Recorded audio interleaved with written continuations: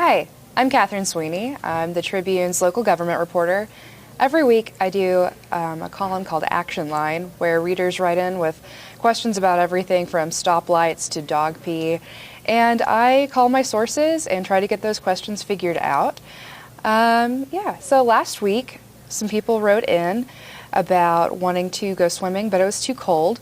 So I talked to the Culture, Parks, and Recreation Director, Andy McRoberts, and he told me about some of the local pools that are, indoors and warm, where those are. It's the Family Funplex and the Rec Center, and how much it is to get in and stuff like that. Somebody else called about the IRS calling them with some scam. It wasn't really the IRS.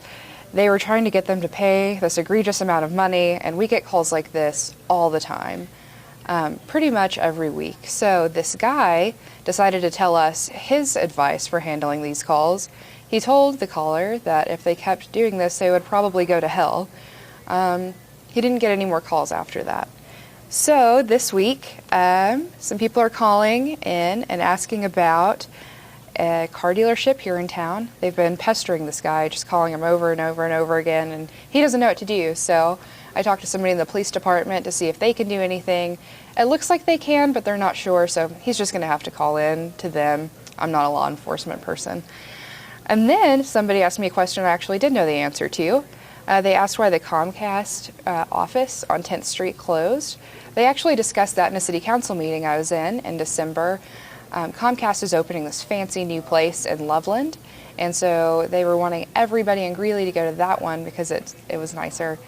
And the city council wasn't too happy about that. Everybody has to drive pretty far, and people have to pay their bills at Western Union and these 20 little satellite shops around town, and it's pretty tough. They're still working on a franchise agreement with Comcast, which means Comcast can pay like $1 million a year to the city to put their fiber optic cables down in the ground, and those kinds of agreements last like 20 years. So they're working on the new one, and John Pantaleo, the city's communications person, said that the new agreement should be done sometime in the next month and a half. The city's still looking at feedback about Comcast and their service. Yep, so that's all for Action Line this week. My editor did want me to show you guys this little puppy. My birthday is in October, and our business reporter, Bridget Weaver, got me a cupcake. It was really sweet. I never got around to eating it, but I felt bad to throw it away. So it's been on my desk since October 7th, and it hasn't changed at all. It's kind of a science fair experiment at this point. Have a good week.